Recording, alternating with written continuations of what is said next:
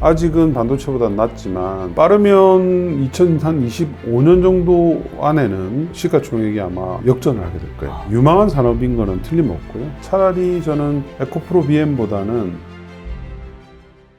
아무래도 2차 전지의 또 향방에 대해서 앞으로 내가 어떻게 봐야 하나라고 우리 주식 투자하시는 분들은 많이 궁금하실 것 같은데, 한국에서 어느 정도의 비율을 차지하게 될까요? 지금 현재 사실 2차 전지가 거의 반도체만큼 비율이 높아진 것 같거든요. 많이들 투자를 하고 있는데. 시가총액은 아직은 반도체보다는 낮은데요. 제가 벌써 한 3, 4년 전부터 우리 배터리 업체들의 시가총액이 다 합산을 하면 반도체보다도 높아지는 시점이 조만간 올 것이다. 그런 보고서를 제가 처음 적었었죠, 우리나라에서. 지금 그 상황대로 가고 있어요. 배터리 관련 업체들이 글쎄요, 뭐 셀 업체들 3개만 하더라도 지금 200조가 훨씬 넘었고요. 양극재 업체들만 다 합치더라도 에코프로까지 다 합치게 되면 한 100조 가까이 되고요. 나머지 또 뭐 소재 회사들이 좀 있기 때문에 아마도 300조 중반 정도 될 거예요. 아직은 반도체보다 낮지만 이게 반도체보다는 훨씬 더 안정되게 성장을 하기 때문에, 반도체는 왔다 갔다 하잖아요. 네. 업황이. 그러나 이제 이쪽은 사실은 성장률이 얼마냐 이슈지 이렇게 되질 않거든요. 계속 이렇게 됩니다. 그렇기 때문에 빠르면 2025년 정도 안에는 시가총액이 아마 역전을 하게 될 거예요. 반도체 업체들보다 배터리 쪽이. 그래서 이쪽이 유망한 산업인 거는 틀림없고요. 다만 이제 그 안에서 옥석 가리기를 하셔야 되겠죠. 어떤 거는 비싸고 어떤 거는 싸고 막 이런 영역들이 있고, 또 어떤 회사들은 과거에는 계속 성장할 줄 알았는데 조금 중국 업체들이 막 성장하면서 조금 눌리기도 하고 막 이런 여러 가지 움직임들이 있습니다. 네. 그래서 그런 것들을 좀 꼼꼼하게 점검하셔서 지금 투자하실 때다, 그렇게 이제 말씀드리죠. 네. 정리를 한번 해보자면 에코프로는 좋은 회사고, 또 앞으로 이 부분은 2030년까지 꾸준하게 앞으로 성장은 하겠지만, 현재 이제 주가 상황만으로 봤을 때는 무조건 지금 상황을 긍정적으로 볼 수는 없다. 고평가 영역에 그러니까 있다. 제가 우려하는 것은 이런 거죠. 그러니까 에코프로 BM하고 국내의 일부 배터리 관련 업체들에 대해서 지금 이제 이런 유튜브 채널을 네. 통해서 막 여러 가지 얘기를 하면서 주로 이제 긍정적인 얘기죠. 긍정적인 얘기인데 거기에 상당히 맞는 의견들도 많고 좋은 의견들도 많아요. 그러나 왜곡된 정보들도 상당히 많이 있습니다. 예, 대표적인 게 이제 K 배터리만 최고다. 중국 업체들은 경쟁력이 굉장히 낮아서 신경 쓸 필요도 없다.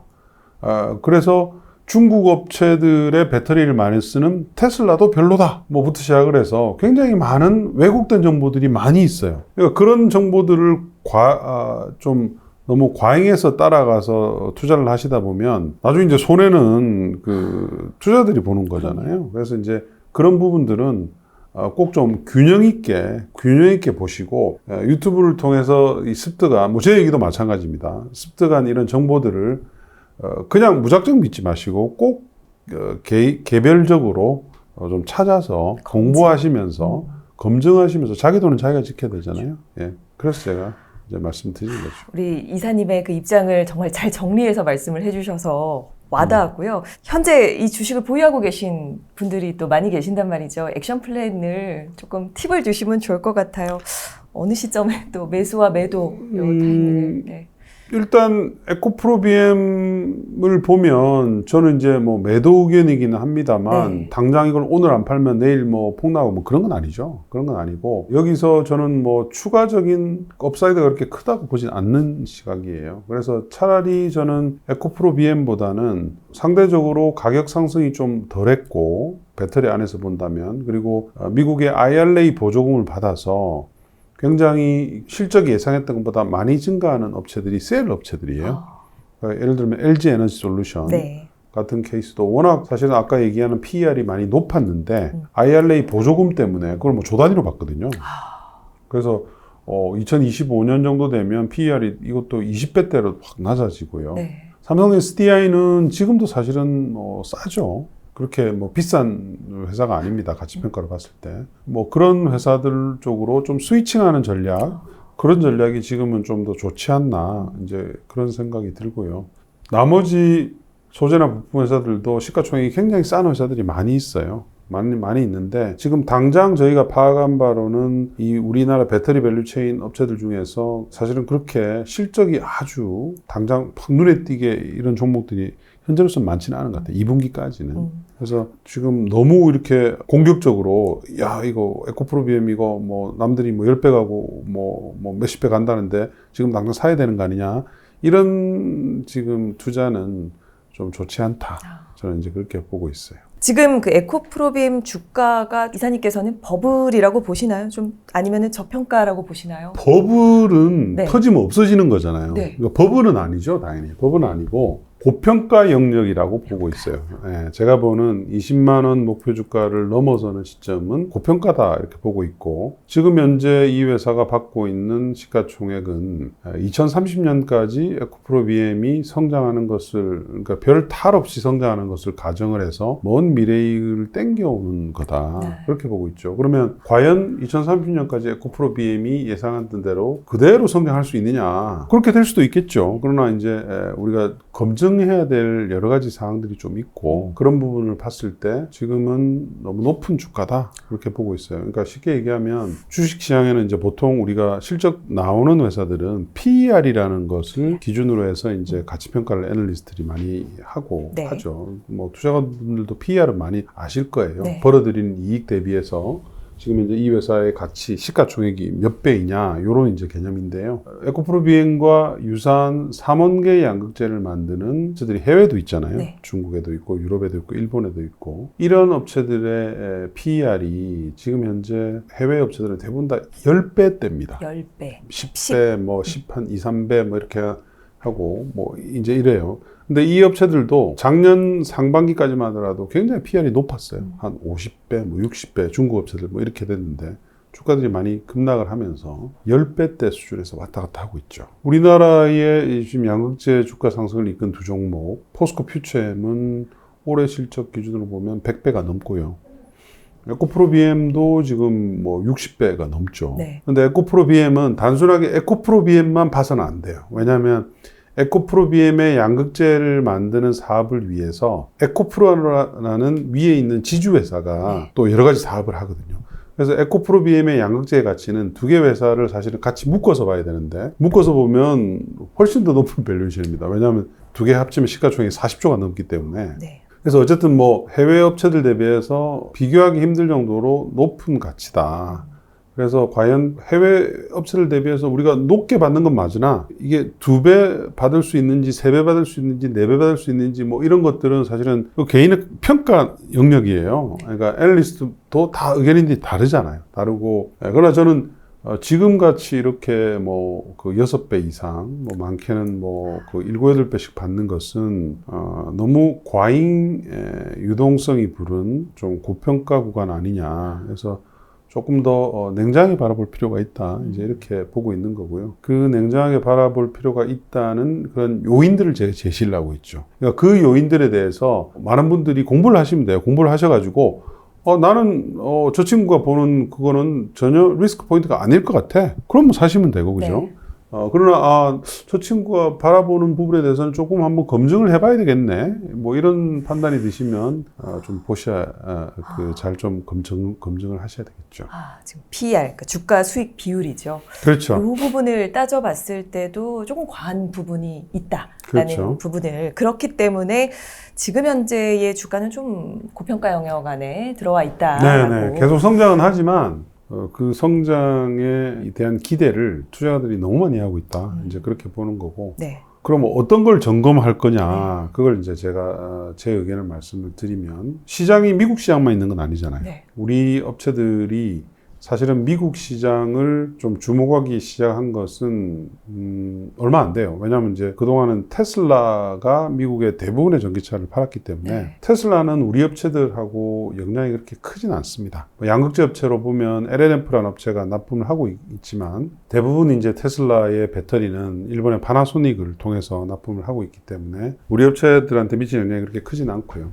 유럽이 주력이었죠. 유럽 시장에 우리 K 배터리의 점유율이 70%까지 올라갔었기 때문에 유럽 시장이 어떻게 되느냐에 따라서 그동안은 사실은 우리 배터리 업체들이 성장을 해온 주 동인이었어요. 근데 그 유럽 시장이 이제 중국 업체들에 의해서 지금 점유율이 좀 잠식당하고 이제 초기에 들어갔죠. 70%까지 높아졌던 K 배터리의 유럽 점유율이 작년도에는 63%로 하락을 했고요. 당분간 이제 계속 좀 떨어져서 2025년이 넘어가면서부터는 그 하락폭이 굉장히 빨라질 것 같아요. 우리 점유율이. 왜냐하면 지금은 주로 중국에서 만들어서 수출하는 배터리, 그리고 중국에서 만들어서 유럽으로 수출하는 전기차에 따라서 일어나는 중국 업체들 점유율 상승인데 2025년부터는 유럽에 직접 공장을 건설해서 배터리를 중국 업체들이 많이 생산하게 됩니다. 25년부터요? 2025년부터요. 특히 이제 전 세계 1위 업체죠. CATL이라는 업체 아마 들어보셨을 네. 건데 그 CATL은 지금 독일의 배터리 공장을 가지고 있긴 한데 거기 되게 작습니다. 14기가와트아워 정도밖에 안 돼서 지금은 그냥 어떻게 보면 약간 워밍업을 하는 수준이고요. 2025년도에 완공이 되는 헝가리 공장은 100기가와트아워가 넘어요.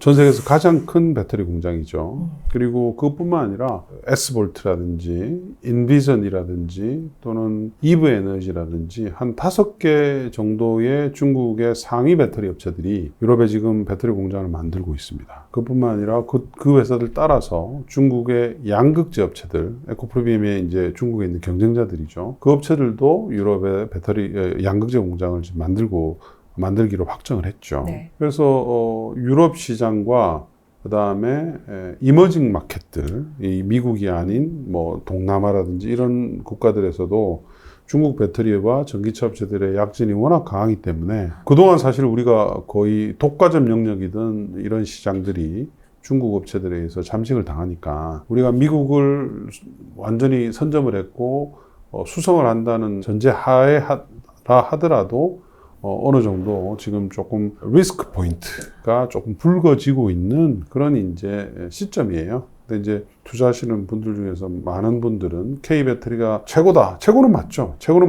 맞는데 조금씩 이제 이런 주의해야 할 요인들이 생기고 있다는 부분에 대해서는 한번 점검하실 필요가 있다. 제가 이제 그렇게 말씀드리는 거죠. 모든 게 그런 것 같아요. 경쟁자를 확인을 하면서 이 시장을 가야 되는 부분인데 경쟁자가 얼마나 성장하는지 이런 부분도 체크를 해야 되는 부분인데 저희 채널에는 또 주린이들, 저도 주린이고요.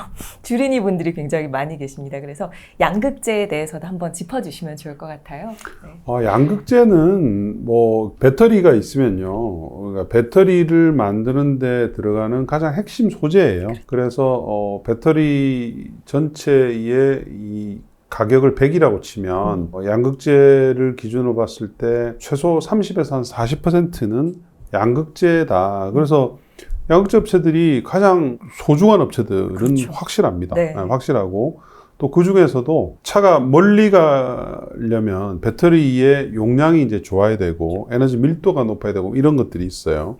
그래서 전기차 시장 초기에는 사실은 우리 업체들 K 배터리 그리고 K 배터리를 떠받치는 K 양극재 업체들이 압도적으로 높은 경쟁력을 가지고 있었어요. 그러나 이제 중국 업체들이 에너지 밀도가 낮고 기술력이 과거에는 좀 낮다고 생각을 했던 LFP 배터리라는 것을 가지고 에너지 밀도가 낮지만 훨씬 더 많은 배터리를 그러면 적은 공간에 더 넣을 수 있으면 밀도는 낮아도 더 배터리를 길게 갈 수 있게 장거리 주행할 수 있게 하는 그런 전기차를 이제 만들 수가 있는 거죠. 그래서 그 기술을 이제 중국의 업체 2개 회사가 CATL과 BYD가 채택을 하기 시작을 하면서 LFP의 중국산 배터리, LFP 저가 배터리의 이 확대가 많이 일어났던 거예요. 그리고 이제 그 사이에 일부 업체들 같은 경우 CATL이나 또 다른 일부 상위 업체들이 한국이 하는 3원계 배터리, 에너지 밀도가 높은 요 3원계 배터리 쪽에서도 사실은 기술력을 많이 따라왔어요. 따라와서 지금은 한국과 중국의 업체가 경쟁력이 한국이 확실하게 우위다. 이렇게 얘기하기에는 전체적으로 봤을 때 일부 하이니켈 배터리나 이런 쪽에는 아직도 우리가 우위긴 하지만 전체적인 경쟁력을 봤을 때 한국이 완전히 우위다. 이렇게 얘기하기가 숫자상으로는 쉽지가 않아요. 네. 왜냐하면 이제 CATL만 하더라도 중국 이외, 중국을 제외한 미국과 유럽 시장 등 이 시장의 배터리 점유율이 예전에는 1위인 LG에너지솔루션과 차이가 많이 났었거든요. 지금 굉장히 많이 따라붙었어요. 거의 바로 밑까지 쫓아왔을 정도고요. BYD도 마찬가지고요. 그렇습니다. 그러니까 20만 원을 제가 목표 주가로 제시한 이유는 에코프로 BM이 발표한 그 생산 설비의 증설 계획들이 있어요. 네. 그 계획들에 이제 기반하는 거고, 2030년 정도 가면 에코프로 BM의 매출액 제 추정치들이 있습니다. 제 리포트에 보시면 그 추정치 하에서 맨 마지막에 이제 나오는 지배주주 순이익이라는 게 있어요. 영업이익이 있고 순이익이 있고 한데 왜 지배주주 순이익을 말씀드리냐면 이런 이제 대규모로 증설이 필요하고 자금이 많이 필요한 업체들은 자기 혼자서 하기 그러니까 다른 업체, 그러니까 배터리 셀 업체든 뭐 전기차 업체든 이런 업체들이랑 같이 공동으로 투자를 해요. 그러면 예를 들어서 에코프로 BM은 지금 이제 삼성 SDI하고 공동으로 투자하는 회사를 만들어서 거기서 양극재를 만들어요. 일부를. 지분율이 있잖아요. 네. 그러면 예를 들어서 50대 50으로 투자를 했거나 60대 40으로 투자를 했으면 에코프로 BM이 벌어들이는 영업이익의 60%는 에코프로 BM 거지만 40%는 다른 상대방 거잖아요. 그럼요. 그래서 이제 우리가 지배주주 순이익이라는 걸 보는 거예요. 그 에코프로 BM의 지배주주 순이익을 가지고 2030년에 실적으로 전환을 해서 이걸 이제 PER로 환산을 하면 저는 그때쯤 되면 에코프로 BM의 적정 PER은 10배대 초반으로 봐요. 2030년 되면. 왜냐하면 2030년 정도 되면 미국과 유럽의 합산하는 전기차 판매의 성장률이 10% 초중반으로 떨어지거든요. 네. 보통 PER이라고 하는 것은 이 산업의 성장률, 전방 산업의 성장률, 회사의 성장률과 굉장히 유사하게 움직여요. 그러니까 전기차 시장의 초기에 아까 제가 말씀드린 90%, 70% 할 때는 PER이 막 100배 가고 200배 가도 사람들이 아무도 뭐라고 안 그래요. 네. 몇 년만 지나면 고성장을 해서 PER이 낮아질 거기 때문에. 그러나 이제 2030년 근접하면 근접할수록 PER은 성장률 자체가 낮아지기 때문에 업체들이 받는 그 PER도 이제 그 정도가 되면 적당하다고 보는 거예요. 그래서 제 수치가 20만 원이 그거를 이제 산정한 거기 때문에 과연 에코프로 BM이 2030년까지 발표한 그런 증설 계획에 따라서 잘 성장할 수 있느냐 없느냐 이런 것들은 또 다시 한번 우리가 검증해야 될 대상이다 이렇게 네. 보는 거죠.